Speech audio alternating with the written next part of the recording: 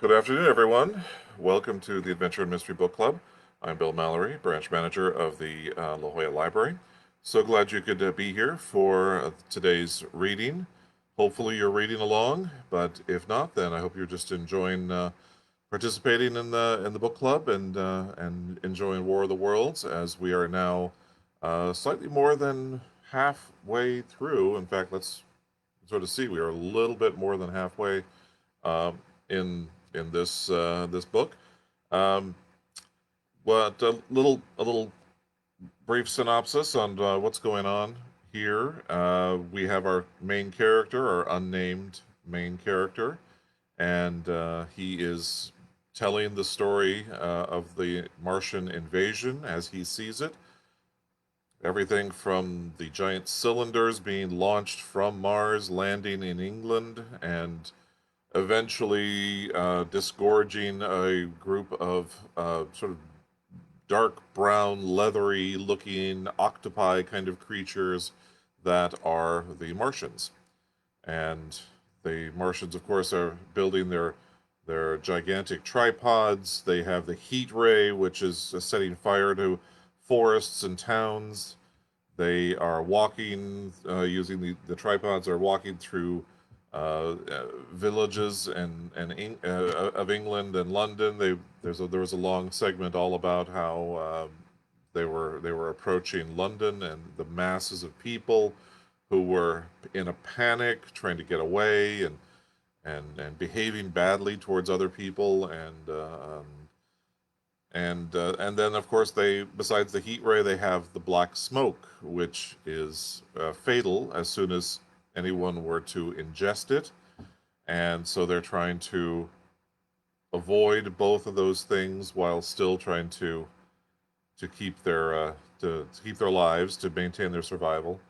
Um, our main character is currently traveling with someone known only as the curate, and uh, and that's where we begin. Now, I will tell you that we have reached a bit of a milestone here, only in that the the story is broken up into two books, and this is actually the first chapter of the second book. So, if you look at the little listing for this live presentation, it says Book 2, Chapter 1. And that's where we begin. Book 2 is entitled The Earth Under the Martians. And Chapter 1 is called Underfoot. In the first book, I wandered from my own adventures to tell of the experiences of my brother. During all this time, the curate and I had been lurking in the empty house at Halliford, whither we fled to escape the black smoke. I will now return to my own experiences. We stopped there all Sunday night and all the next day, the day of panic, in a little island of daylight, cut off by the black smoke from the rest of the world. We could do nothing but wait in aching inactivity during those 2 weary days. My mind was occupied by anxiety for my wife. I figured her at Leatherhead, terrified, in danger, mourning me already as a dead man. I paced the rooms and cried aloud when I thought of how I was cut off from her, of all that might happen to her in my absence.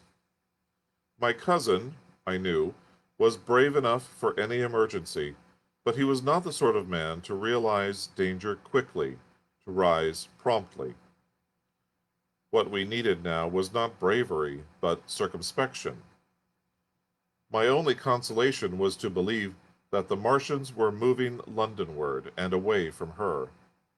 Such vague anxieties keep the mind sensitive and painful. I grew very weary and irritable with the curate's perpetual ejaculations. Tired of his selfish despair. After some ineffectual remonstrance, I kept away from him, staying in a room, evidently a children's schoolroom, containing globes, forms, and copybooks. When he followed me thither, I went to a box room at the top of the house, and in order to be alone with my aching miseries, locked myself in. We were hopelessly hemmed in by the black smoke all that day and the morning of the next. There were signs of people in the next house on Sunday evening, a face at a window, and moving lights, and later the slamming of a door. But I do not know who these people were, nor what became of them. We saw nothing of them the next day. The black smoke drifted riverward all through Monday morning, creeping nearer and nearer to us, driving at last along the roadway outside the house that hid us. A Martian came across the fields about midday, laying the stuff with a jet of superheated steam that hissed against the walls, smashed all the windows it touched, and scalded the curate's hand as he fled out of the front room. When at last we crept across the sodden rooms and looked out again, the country northward was as though a black snowstorm had passed over it.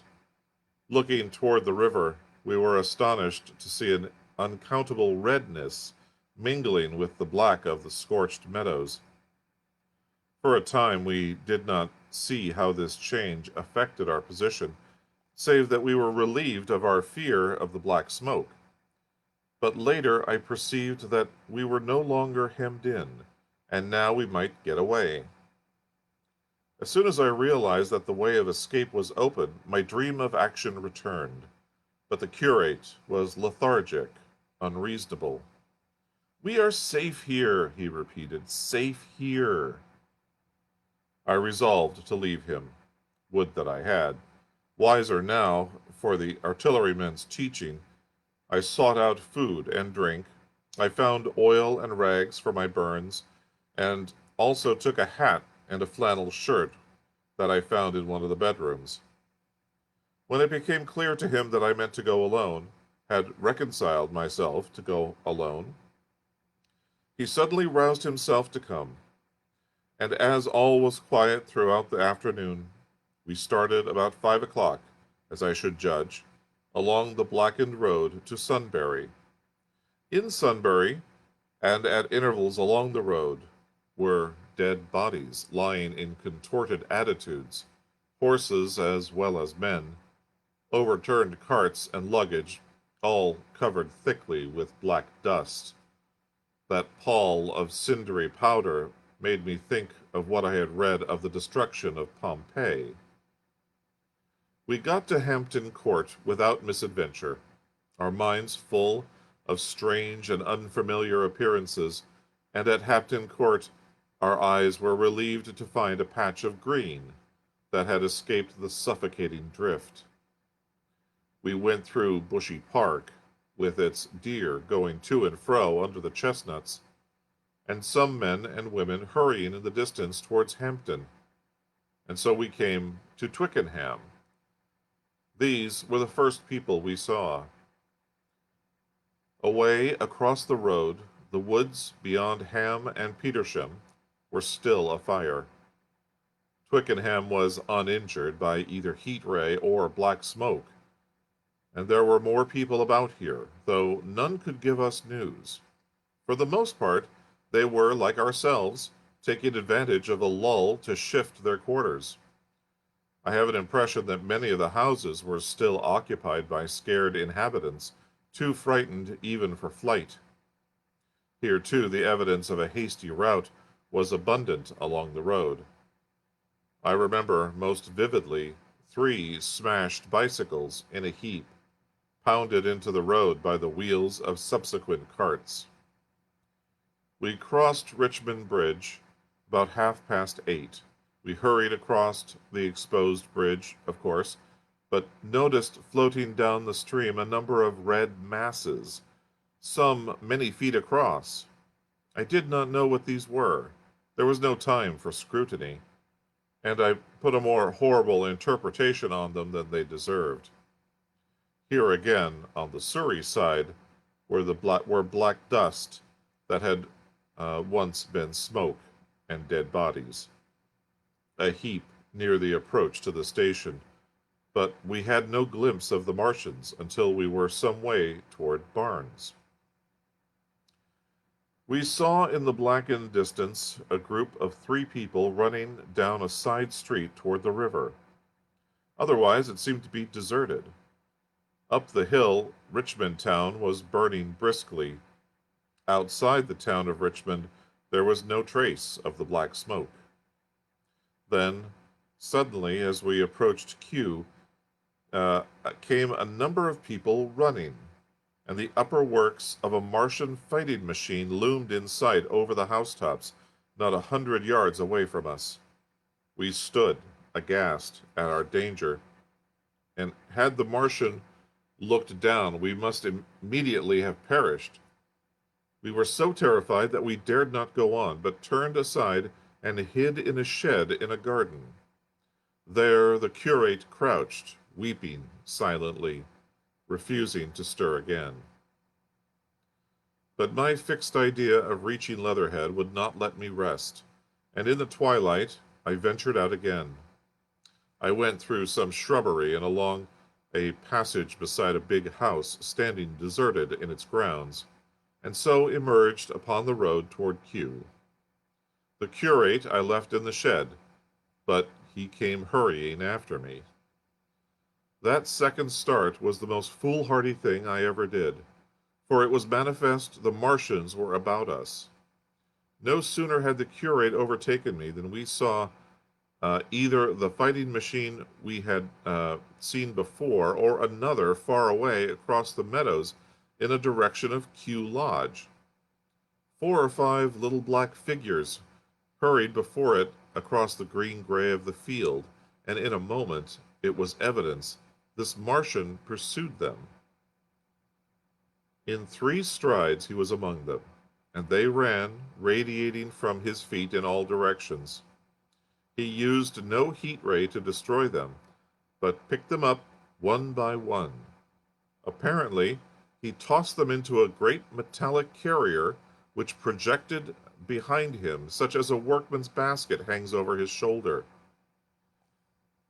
It was the first time I realized that the Martians might have any other purpose than destruction with defeated humanity.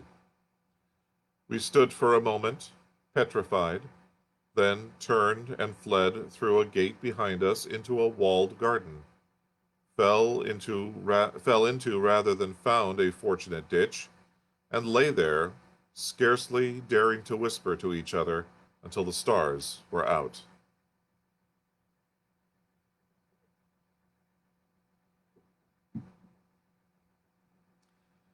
I suppose it was nearly 11 o'clock before we gathered courage to start again, no longer venturing into the road, but sneaking along the hedgerows and through plantations, and watching keenly through the darkness, he on the right and I on the left, for the Martians, who seemed to be all about us.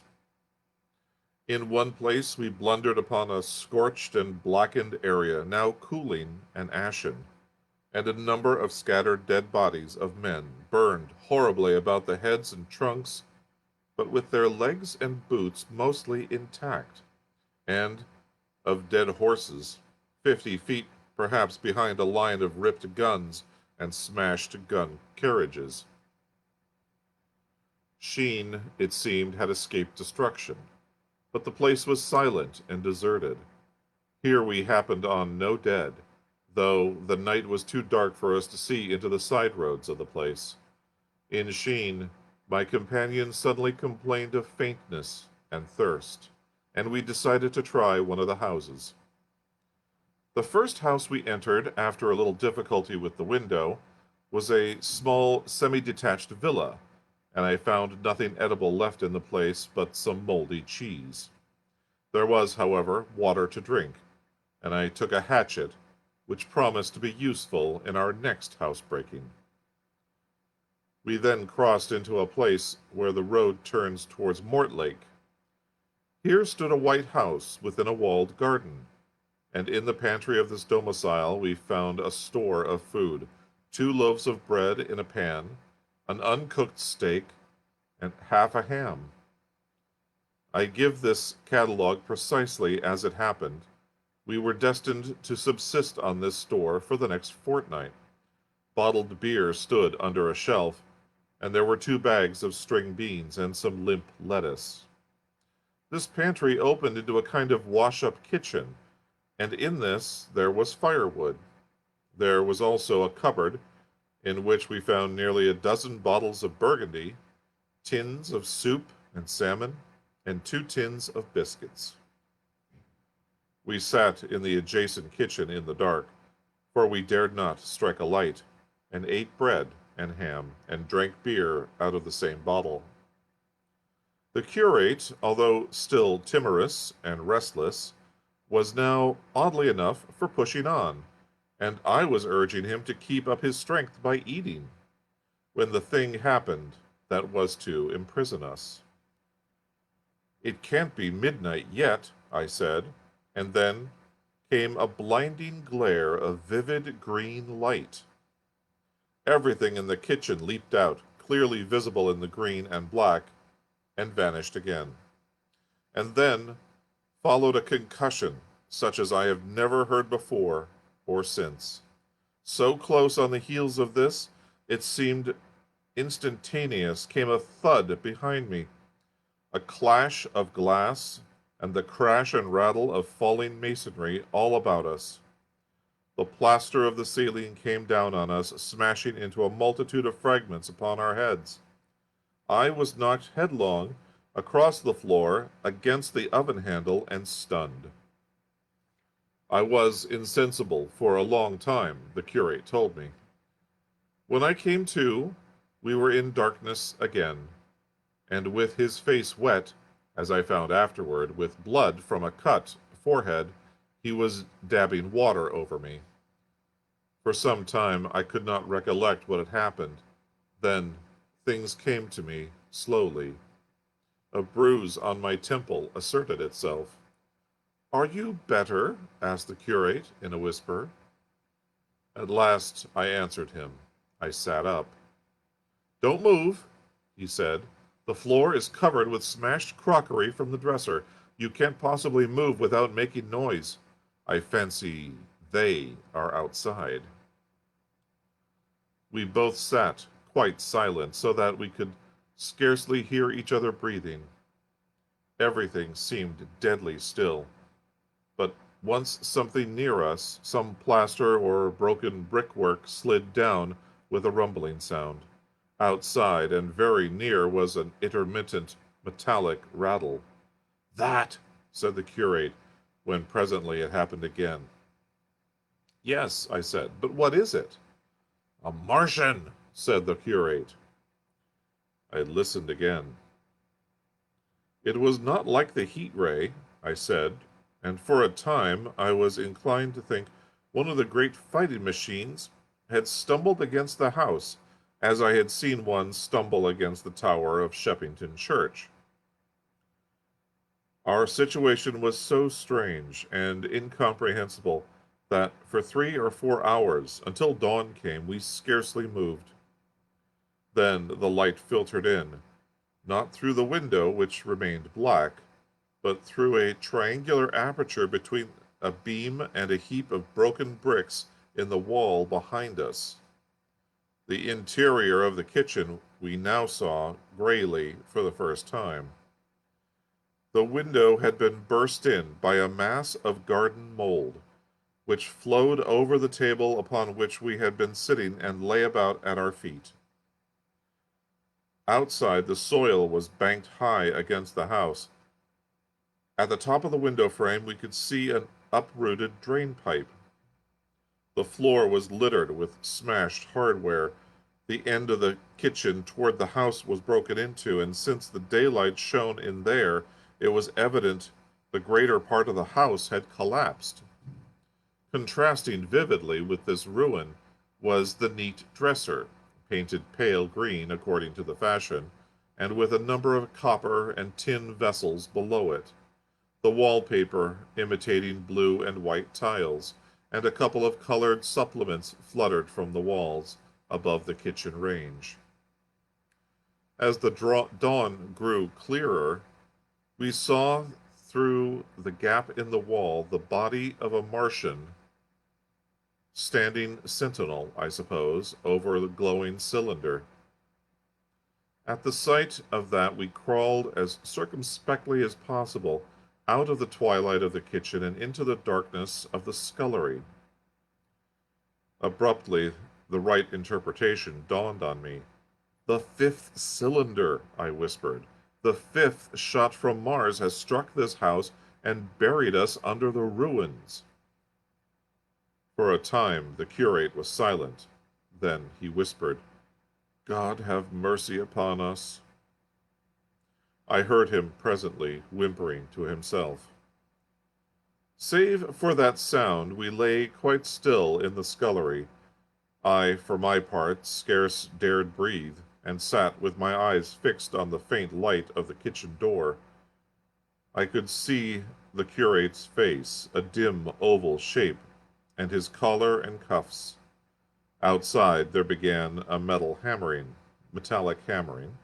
then a violent hooting, and then again, after a quieter interval, a hissing like the hissing of an engine. These noises, for the most part problematical, continued intermittently, and seemed, if anything, to increase in number as time wore on. Presently, a measured thudding and a vibration that made everything about us quiver and the vessels in the pantry ring and shift began and continued. Once the light was eclipsed, and the ghostly kitchen doorway became absolutely dark. For many hours we must have crouched there, silent and shivering, until our tired attention failed. At last I found myself awake and very hungry. I am inclined to believe we must have spent the greater portion of a day before that awakening. My hunger was at a stride so insistent that it moved me to action. I told the curate I was going to seek food and felt my way toward the pantry. He made me no answer. But as soon as I began eating, the faint noise I made stirred him up, and I heard him crawling after me. Chapter 2 of Book 2. What We Saw from the Ruined House. After eating, we crept back into the scullery, and there I must have dozed again, for when presently I looked around, I was alone. The thudding vibration continued with wearisome persistence. I whispered for the curate several times, and at last felt my way to the door of the kitchen. It was still daylight, and I perceived him across the room, lying against the triangular hole that looked out upon the Martians.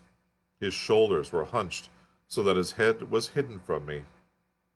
I could hear a number of noises, almost like those in an engine shed, and the place rocked with that beating thud. Through the aperture in the wall I could see the top of a tree touched with gold, and the warm blue of a tranquil evening sky. For a minute or so I remained watching the curate, and then I advanced, crouching and stepping with extreme care amid the broken crockery that littered the floor. I touched the curate's leg, and he started so violently that a mass of plaster went sliding down outside and fell with a loud impact. I gripped his arm, fearing he might cry out, and for a long time we crouched motionless. Then I turned to see how much of our rampart remained. The detachment of the plaster had left a vertical slit open in the debris, and by raising myself cautiously across the beam, I was able to see out of this gap into what last night had been a quiet suburban roadway. Vast indeed was the change that we beheld. The fifth cylinder must have fallen right into the middle of the house we first visited. The building had vanished, completely smashed, pulverized, and dispersed by the blow. The cylinder lay now far beneath the original foundations, deep in a hole already vastly larger than the pit I had looked into at Woking. The earth all around it had splashed under the tremendous impact. Splashed is the only word, and lay in heaped piles that hid the masses of the adjacent houses. It had behaved exactly like mud under the violent blow of a hammer. Our house had collapsed backward. The front portion, even on the ground floor, had been destroyed completely. By chance, the kitchen and scullery had escaped and stood buried now under soil and ruins, closed in by tons of earth on every side, save toward the cylinder. Over that aspect we hung now on the very edge of the great cylinder pit the Martians were engaging in making. The heavy beating sound was evidently just behind us, and ever and again a bright green vapor drove up like a veil across our peephole. The cylinder was already opened in the center of the pit, and on the farther edge of the pit, amid the smashed and gravel-heaped shrubbery, one of the great fighting machines, deserted by its occupant, stood stiff and tall against the evening sky. At first I scarcely noticed the pit and the cylinder, although it had been convenient to describe them at first on account of the extraordinary glittering mechanism I saw busy in the excavation, and on account of the strange creatures that were crawling slowly and painfully across the heaped mold near it. The mechanism it certainly was that held my attention first. It was one of those complicated fabrics that have since been called handling machines, and the study of which has already given such an enormous impetus to terrestrial invention. As it dawned upon me, first it presented a sort of metallic spider with five jointed agile legs, and with an extraordinary number of jointed levers, bars, and reaching and clutching tentacles about its body. Most of its arms were retracted, but with three long tentacles it was fishing out a number of rods, plates, and bars, which lined the covering and apparently strengthened the walls of the cylinder. These, as it extracted them, were lifted out and deposited upon a level surface of earth behind it.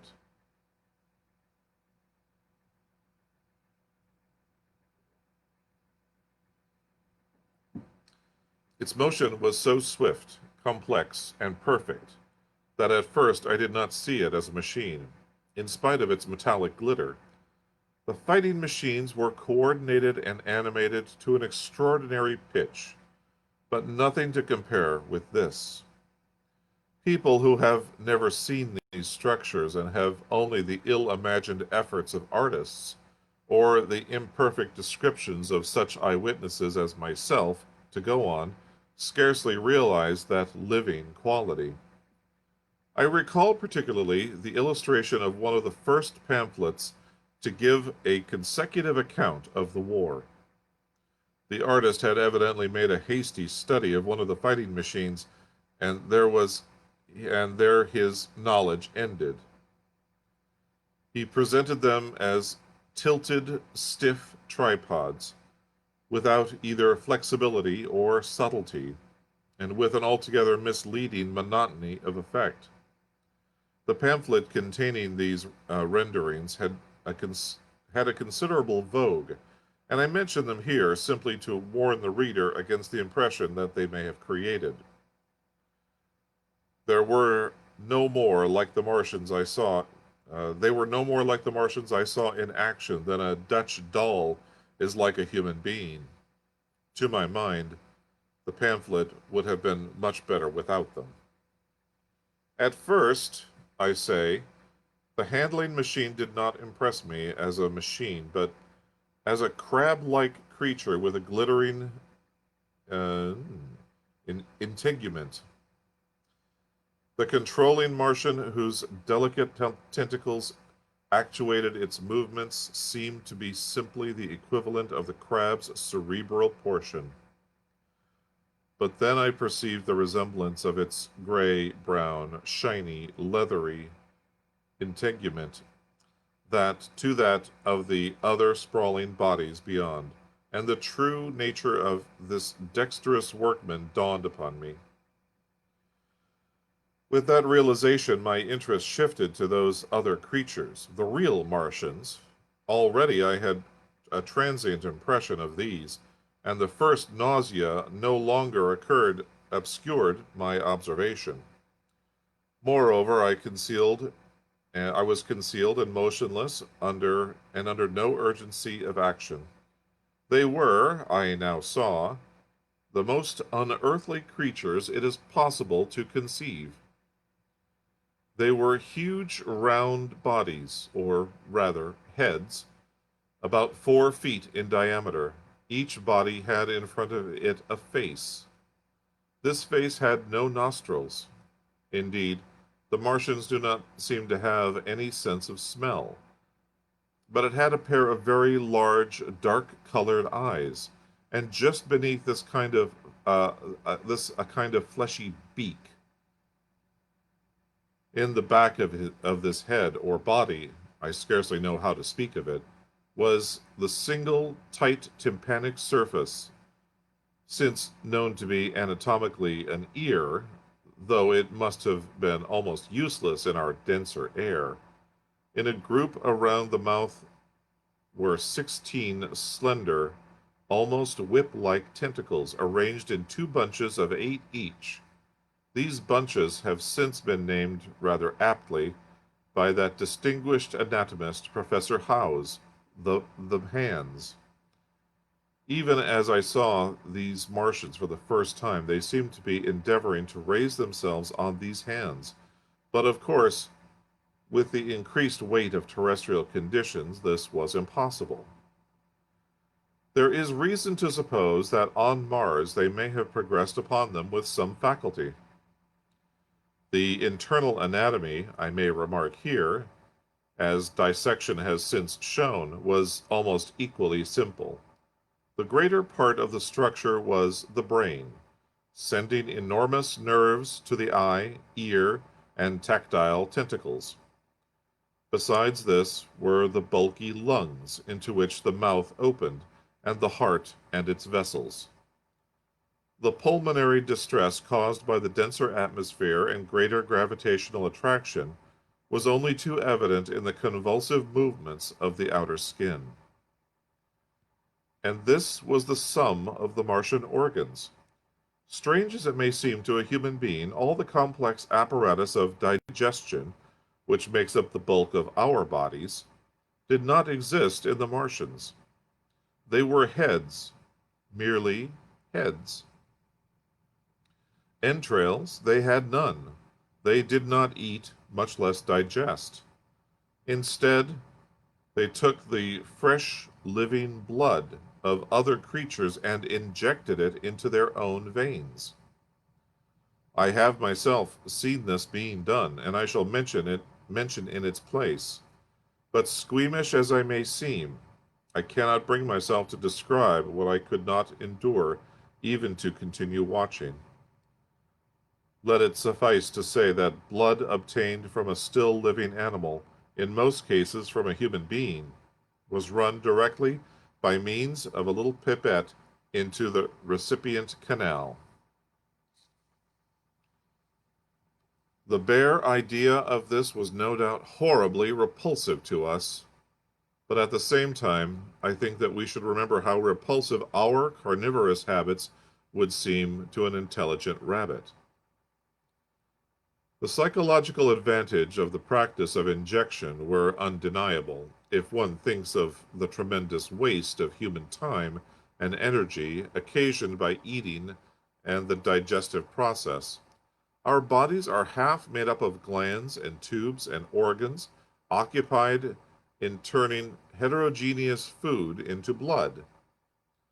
The digestive process and their reaction upon the nervous system sap our strength and color our minds.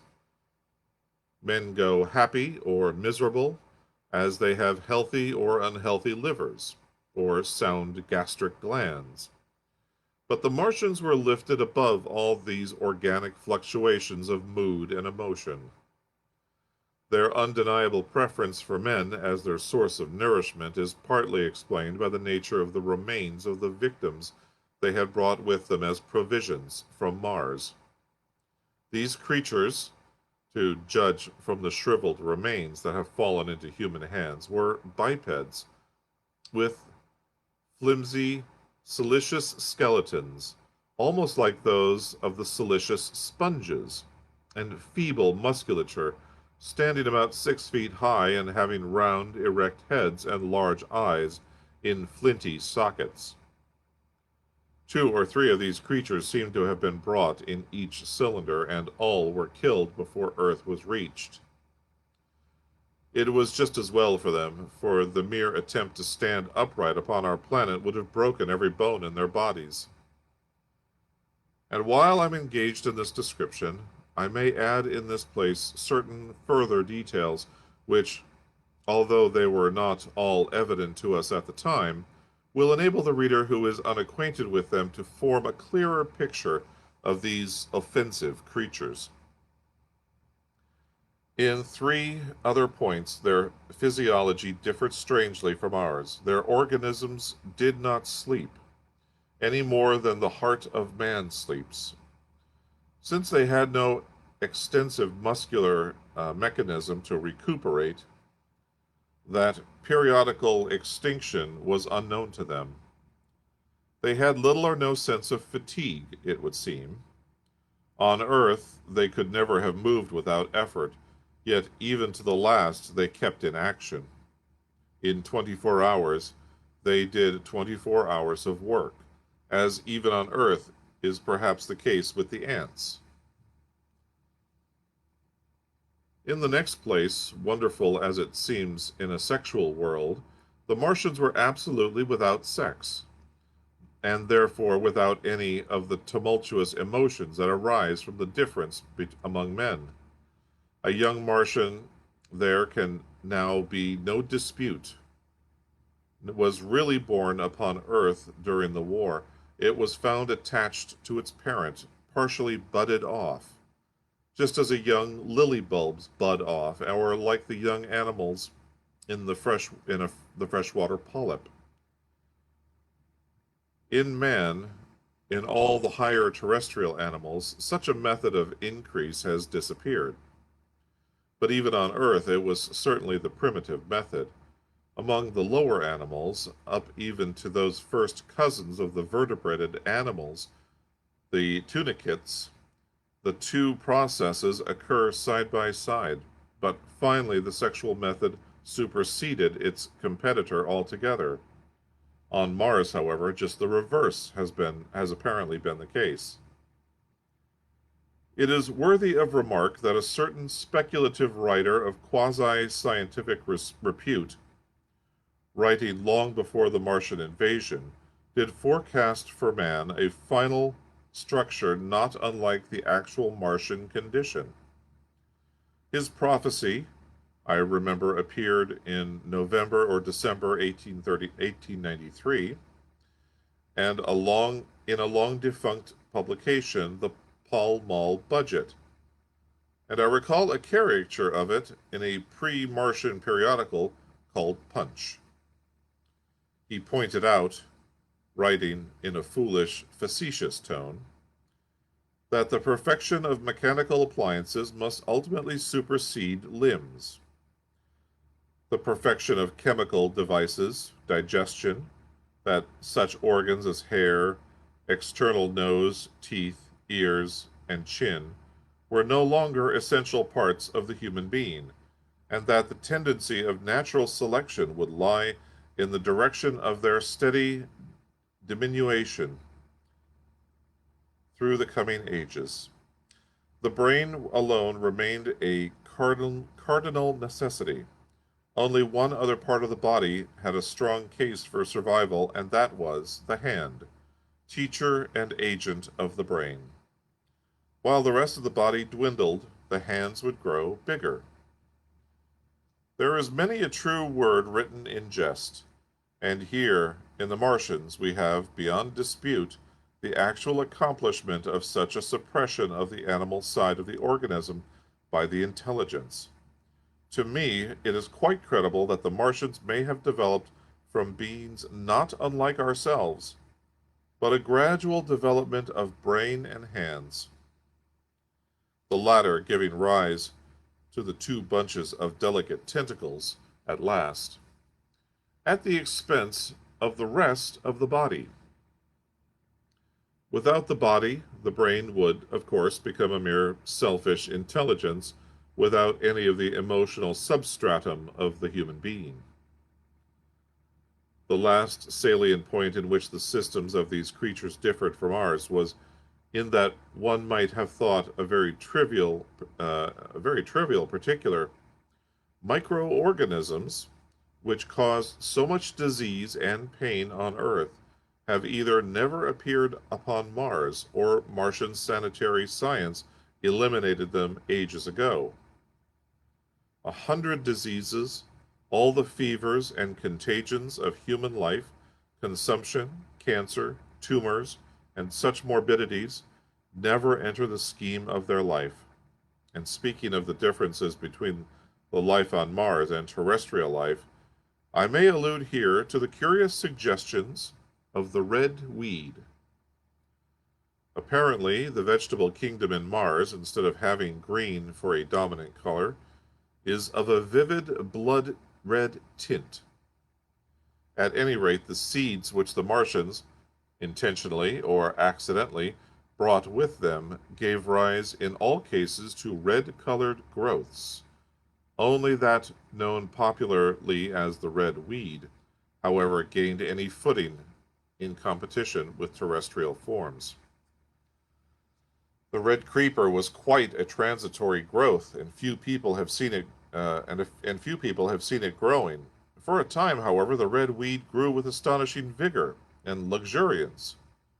It spread up the sides of the pit by the third or fourth day of our imprisonment, and its cactus-like branches formed a carmine fringe to the edges of our triangular window. Afterward, I found it broadcast throughout the country, and especially wherever there was a stream of water.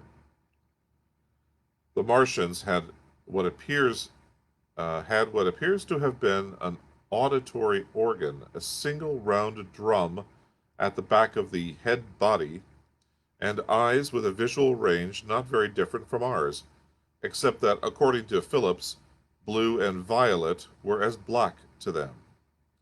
It is commonly supposed that they communicated by sounds and tentacular gesticulations. This is asserted, for instance, in the able but hastily compiled pamphlet, written evidently by someone not an eyewitness of Martian actions, to which I have already alluded, and which, so far, has been the chief source of information concerning them. Now, no surviving human being saw as much of the Martians in action as I did. I take no credit to myself for an accident, but the fact is so.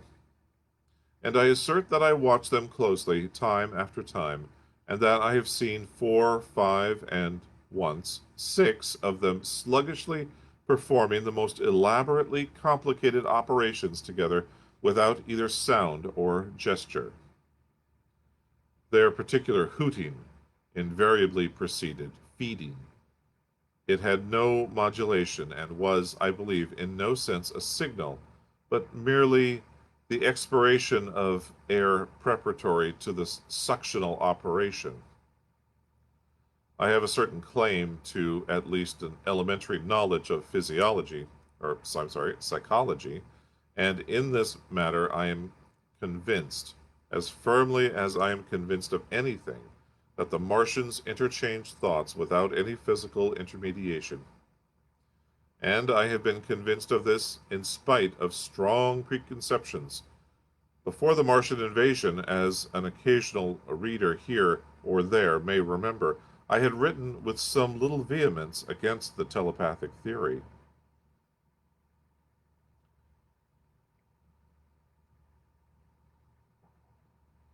The Martians wore no clothing. Their conceptions of ornament and decorum were necessarily different from ours, and not only were they evidently much less sensible of changes of temperature than we are, but changes of pressure do not seem to have affected their health at all seriously. Yet, though they wore no clothing, it was in the other artificial additions to their bodily resources, that their great superiority over man lay.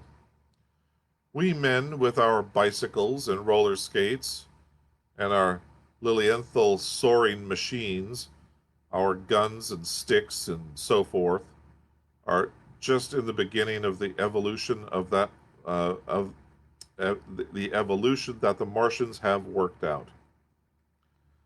They have become practically mere brains, wearing different bodies according to their needs, just as men wear suits of clothing and take a bicycle in a hurry or an umbrella in the wet. And of their appliances, perhaps nothing is more wonderful to man than the curious fact that what is the dominant feature of almost all human devices in mechanism is absent. The wheel is absent. Among all the things they brought to earth, there is no trace or suggestion of their use of wheels. One would have at least expected it in locomotion, and in this connection it is curious to remark that even on this earth, nature has never hit upon the wheel, or has preferred other expedients to its development.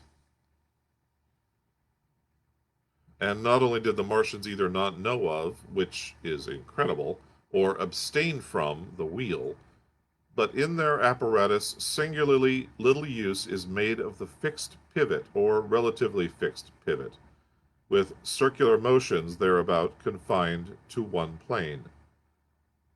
Almost all the joints of the machinery present present a complicated system of sliding parts moving over small but beautifully curved friction bearings. And while upon this matter of detail, it is remarkable that the long leverages of their machines are in most cases actuated by a sort of sham musculature of discs in an elastic sheath. These discs become polarized and drawn closely and powerfully together when traversed by a current of electricity. In this way, the curious parallelism to animal motions, which is so striking and disturbing to the human beholder, was attained.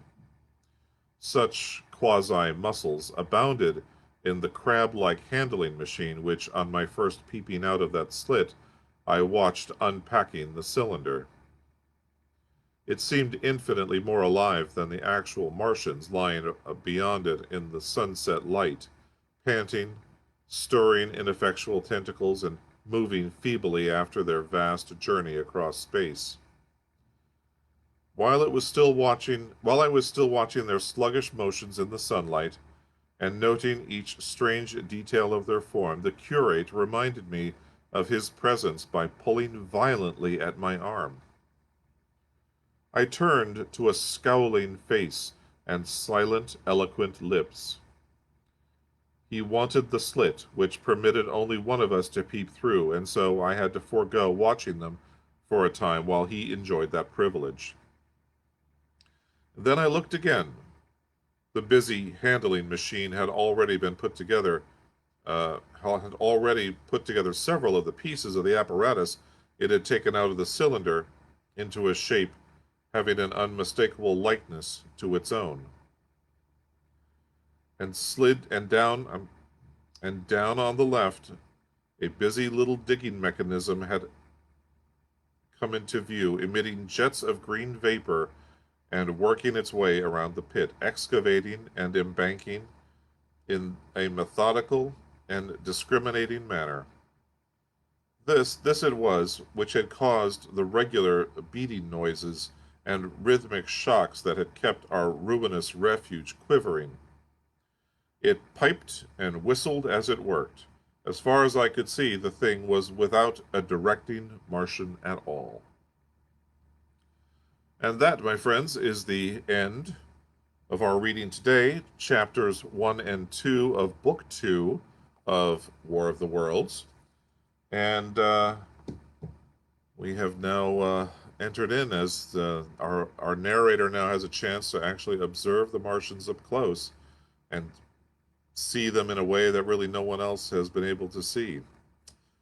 So, so glad that you have been able to join me for today's reading, War of the Worlds. I hope you will join me again on Wednesday at 4 p.m., where we will continue on with Chapter 3. And otherwise, I hope you have a great rest of your day and a great Tuesday. Take care, everyone.